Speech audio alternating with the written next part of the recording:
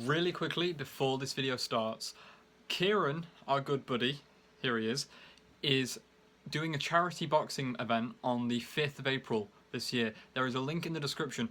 Please, it would mean the world to all of us if you could go buy a ticket or if you could donate towards the charity. It would be amazing if you could do that. And if you want to come down on that day and meet us, we'll all be there, the three of us. So buy a ticket, come see us, see Kieran beat the shit out of someone, hopefully. Yeah, roll the video.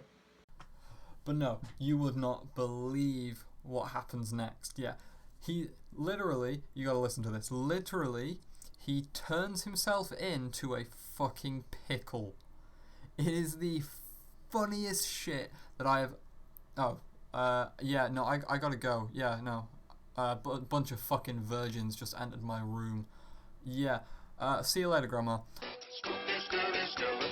Speak with such a screech, you'll shake and shudder in surprise when you hear these zombies shriek. Spooky, scary skeletons and shivers down your spine. A shrieking skull will shock your soul and seal your doom tonight. I watch movies. Sometimes it's a thing that I like to do. I'm sure plenty of you do, or am I the only one? Probably not. I like movies, and they influence me in my own movie making, films and stuff. Yes, intro good. You like, yes? So today I'm going to do a top 5 countdown of my 5 favourite films, and because I've already had to record this video once because the audio fucked up and it sounded like I was in an echoey room, and nobody wants to hear me talk like that for fucking 15 minutes. So here we go again. I'm going to speed through it this time because the last one was really long. Coming in at number 5, we have not just one film, but 8. That's 8, right? It's the Harry Potter franchise. I grew up on Harry Potter. It was the first film franchise that I got into. It was also the first book franchise that I ever got into. But we're not here to talk about books, you fuck. Harry Potter was the first series of films that introduced me to the idea of mass world building. The idea that you don't have to incorporate every single idea into the first episode or the first film of a series. You can build your world and the rules of your world out over multiple films and still make it coherent. For Harry Potter to do that over 8 films, when typically the number of films in a series is really 3, that was pretty ballsy. So for me, as a filmmaker, I've always wanted to be able to do that to that magnitude. To not just have to limit myself to a specific amount of films, but to go and say, hey, if I want to build a series that has 5 films rather than 3, do it. You know, if I want to do something like 8 films, probably never actually gonna do that, but the point still stands that you don't have to limit yourself to establishing every fact about your movie world in the first film. We know, even in the first Harry Potter film, we know fuck all. We only know part of the full world by the 8th film. Coming in at number 4 is Joker. I wasn't sure what to make of Joker when I first watched it. I actually thought I wasn't gonna like it. I watched the first half of it and I stopped watching it and left it for a day because I genuinely at the time did not like it. I came back to watch the second half the next day and was so annoyed at myself that I had decided to leave it for another day. It was so much better than I ever could imagine, and it was worth the wait at the start of the film to see the second half of the film. It was everything that I'd wanted that film to be and more. The way the camera really shows Arthur's emotions throughout the film. It is so grounded. The film is so on ground level. You feel like you are there with the character, not because of the amazing special effects or the CGI, but because the camera is there. You as the audience are there the whole time, and that is very difficult to do, but the Joker did it perfectly. Pretty much all the time. I'd have to rewatch it to say perfectly, but at the moment, yeah, I'd say perfectly. Coming in at number 3 is Avengers Endgame. Of course, it was gonna be on this list. You probably thought it was gonna be number 1, but it's not. Endgame was amazing. It was phenomenal. It was everything that I wanted it to be. It was predictable. It was predictable. Everyone knew what was going to happen. But it was still amazing when all those things happened. We knew Cap was going to lift Mjolnir. We knew that the shield was going to get broken. We knew that we'd get an awesome war scene where all of the Avengers come to fight Thanos' army. We knew it was going to happen, and yet we were still surprised when it happened, and that is a very difficult thing to do. Marvel have done such a good job in building their universe. And that is something that I don't think anyone will ever do again, including myself. I don't think I'd ever be able to do that. I would love to. And stick around for future films and series. You may find clues that intertwine certain universes together.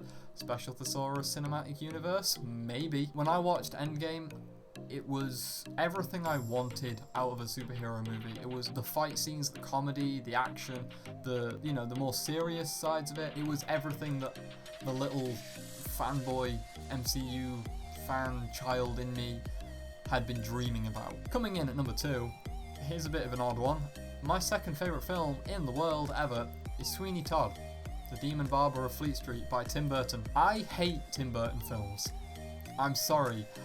I hate them. I don't like Nightmare Before Christmas. I think it's fucking stupid. I don't like The Corpse Bride. I don't like Frankenweenie or any of his other films. I hate Tim Burton. But I love Sweeney Todd. And I don't know why. I don't know whether it's because the different... I don't know. Because it's not a different style. And it's a musical, which a lot of his films are. There is honestly no reason why I should like it, but I do. I hate Tim Burton, and I hate musicals, but for some reason this film, when I watched it the first time, I knew that it was going to be one of my favourite films of all time. Don't know why, but I just did. Now, number 1 is the big one that we've all been waiting. Can you guess what it is? Leave a comment down below what you think my first favourite film in the world is, and I'll read them now somehow. Yeah, I'll go into the future and I will read your comments. Here we go. I'm gonna read one of your comments. So this is a comment by a YouTube user. I'm not gonna read his name because it's just numbers and letters. And it says, "You're a fucking fag." Oh, okay. Coming in at number 1 is The Dark Knight. It had to be. Come on. It's Batman. It's Joker. It's everything I love. I love Batman. I love the Joker. Yeah. What else is there to say? Christian Bale's Batman. Best Batman. Heath Ledger's Joker. Fractionally better than Joaquin Phoenix. And I'm saying that like there is 0.5% difference between the two in my opinion. And if you asked me what that 0.5% was, I don't know what it could be. The thing that maybe tips Heath Ledger's slightly better is that I like the Joker when he has the scars in his face rather than just the paint. Anything else, they're on par. So that is, that was very difficult for me to put The Dark Knight above Joker, but I'm putting The Dark Knight above the Joker because not just because of the Joker, but because of everybody else that's in that film. The film did such a good continuation of Batman Begins. It really showed character development in Bruce Wayne and Batman. It showed how much Batman had affected Gotham in the few years that he'd been a thing at that point. And it's just iconic. There's not a single scene in that film that is not iconic in some way, shape or form, whether it's the very first scene, the very last scene, any of the Joker scenes, any of the Batman scenes. Any scene, you name a scene in that film, it's an icon. It's amazing. It was perfectly shot, it was perfectly scored. Hans Zimmer and Christopher Nolan are like the best director and composer pairing you could ever find. And I will fight you on that. A lot of the films that you'll see me direct and write, you'll see a lot of influence from these films, these top 5 films of mine. I'm not trying to copy what they're doing, I'm trying to encapsulate the same feelings that they gave me and give them to somebody else that might not have seen The Dark Knight, might not have seen Sweeney Todd. Everyone's seen Endgame and everyone's seen Joker. And what was my 5th? I mean, most people have seen the Harry Potter film. You know who hasn't seen the Harry Potter films though? Kieran hasn't. And I'm gonna make him watch them at some point. Who wants a binge watching of Harry Potter live stream? That'd be kind of fun. Anyway, this video was pointless.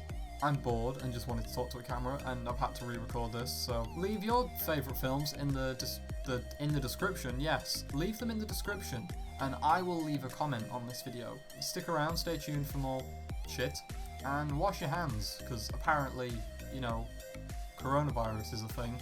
You don't want to catch that, because you become an alcoholic, right? Coronavirus is, right? Yeah. Bye.